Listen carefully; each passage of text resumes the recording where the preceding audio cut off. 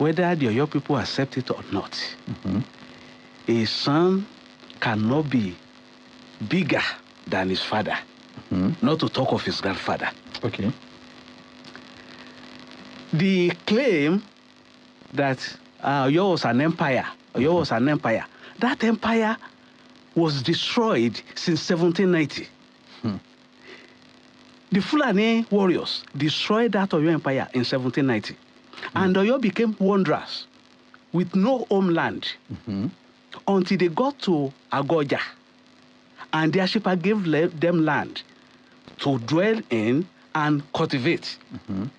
As at that time, the military prowess that they had been transferred to Ibadan. Ibadan became the warlord, to the extent that Ibadan, at a time, determined who was going to be the Alaafin for you. So, if you are claiming that military prowess that time, it is actually Ibadan that's supposed to be claiming that right now.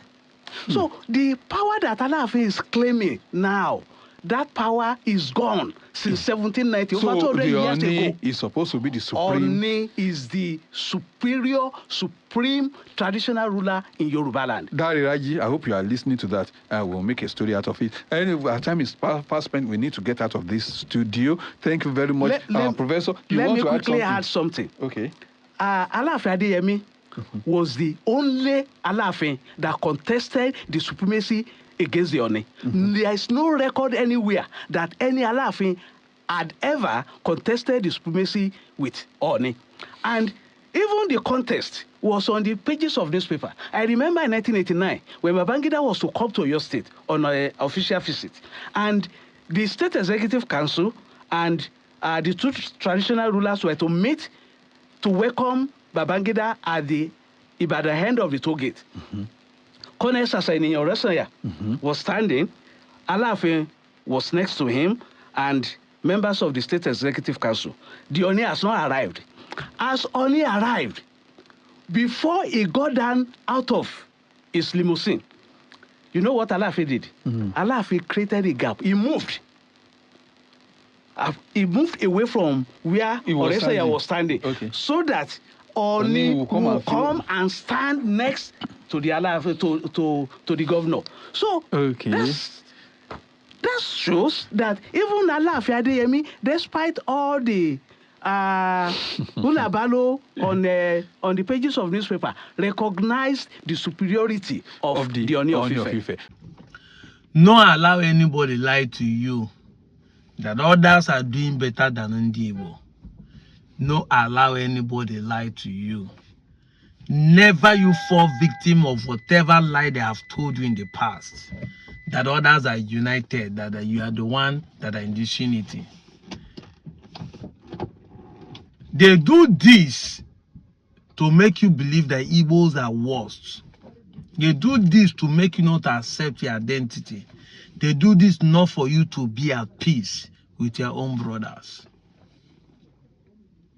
This supremacy issue, you see the Yorubas are what they want to impose on us. You see them coming to say, Igbo does not have king. Yet, they are still the one telling you that Igbo want to claim you. Which king of Igbo want to claim you if Igbo does not have a king?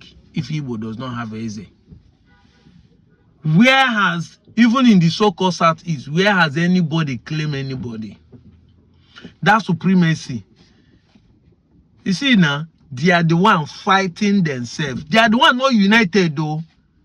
And as I'm talking to you, media houses are not carrying. You will not see anybody on Channels TV, on anywhere, asking this question, saying, now that there's a fraction in Yoruba land, what are you doing to settle it? Why are you not united? But if it's an Igbo king that came to the social media, they will say, but they say that Igbos are not united. You see them asking this question because the media intentionally want to paint the Igbo right. And that's why I don't blame people that call it Yoruba Gota media. Thank God for the era of social media. Thank God that we're beginning to bring this fact, even if in a small way, keep this evidence so that whenever they talk, you have to point it to them. They are the ones not united. You see it? And they want to impose that supremacy on top of you. Because if you notice, what is causing problem among them, who will be the leader, who will be the supreme. But in Igbo, we don't have that. Every king rule his own village. In fact, Igbo means that we don't have a supreme being. We don't bow down to anybody. But in their own case, it's who they will bow down to. That's why you see some Benin people will tell you that the Oba is their gods. They see. We don't bow to a human being. That's why they will tell you we don't have respect. It's not that we don't have respect. We don't respect human being the way we reverence God. We can't bow down to them. The title we have in Igbo land is Okwote Keneze. We stand to greet our king. We greet, we give him respect, but we'll stand and do the same. This is the problem we have in today. And if these people can be able to understand the Igbos, just the same way we have understood it, it will be the problem is solved. But they want to make us feel like saying that then they're superior, and they want to make us feel less. That's why they will come and tell you, say, Igbo does not have a king, Igbo does not have history, Igbo does not do this, Igbo does not do that. They are the ones sharing our history. Look at it now. The Galas are not even united. A Gala that is one of the smallest ethnic group in Nigeria, they are not even united. See it now, not be me post them. It is even in the newspaper that they send a 16-man group to go so that you don't see it, so that they can foster unity among themselves. And they will make you believe that Igbos are not united. These guys, thank God for social media. Thank God for social media. Oh.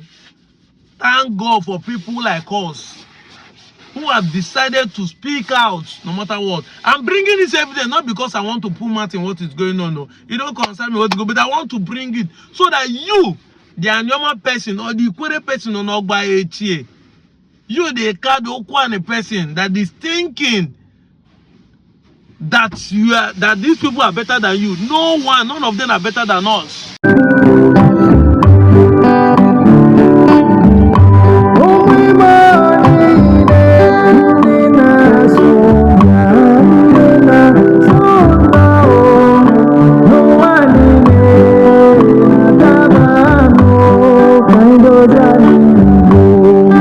I repeat again, Odolibonye Obunki Bekpodo.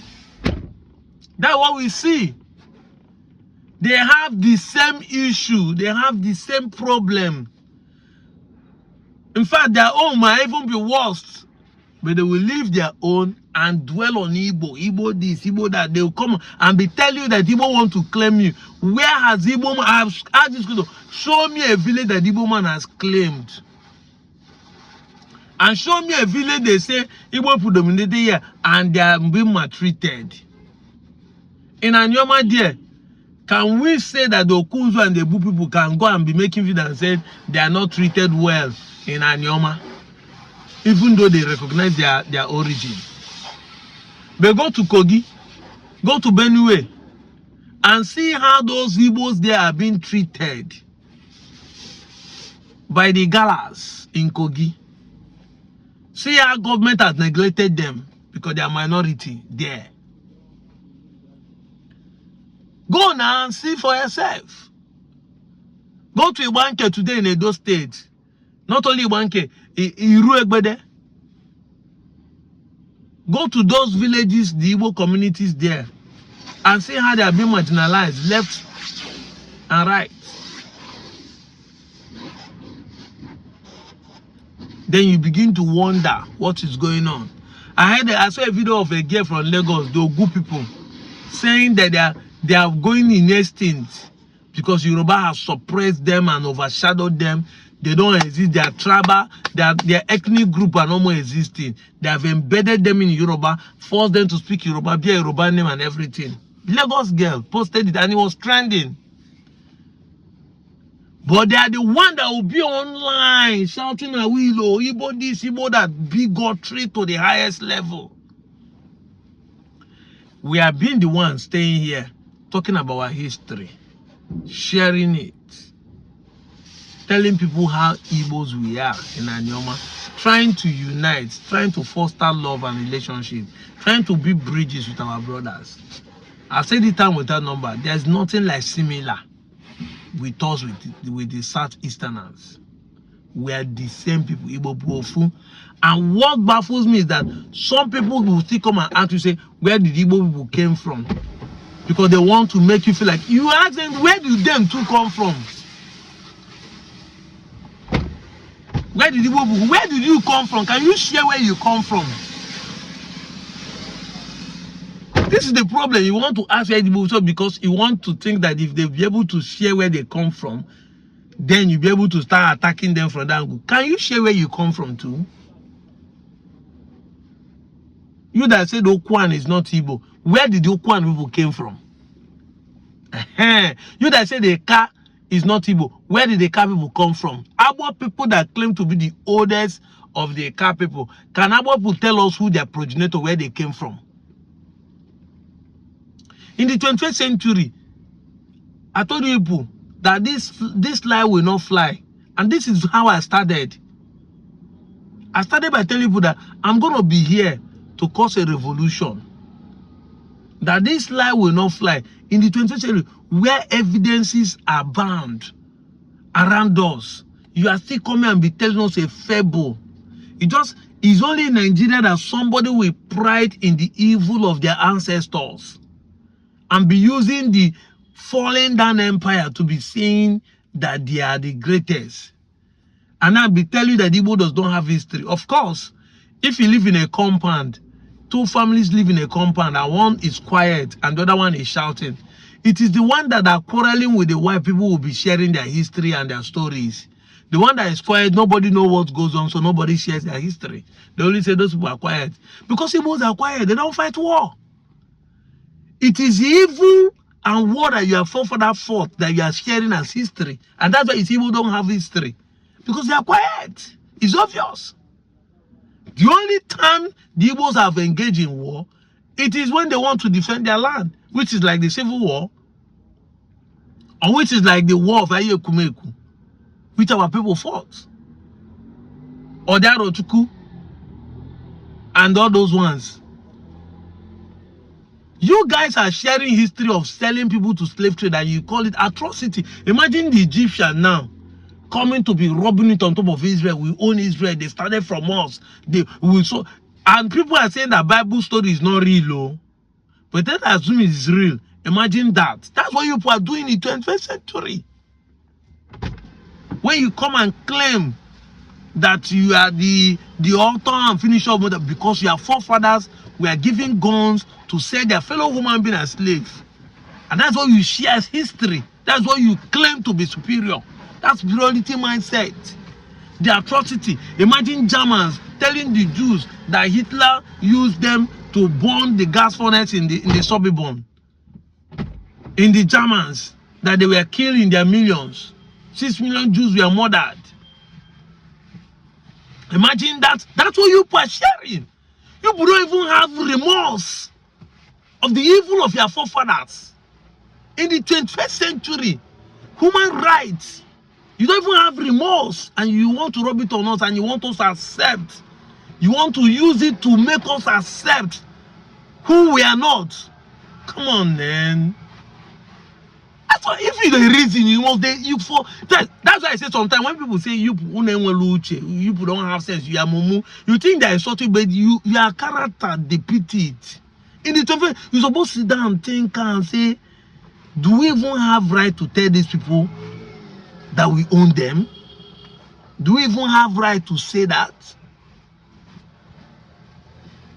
You don't. Because this is an atrocity. You are supposed to be ashamed of what your forefather did to their fellow human being. But evil has compassed you people that you want to use the evil, the glory of the evil, to override others and claim them again in the 21st century. This is where we have gotten ourselves to.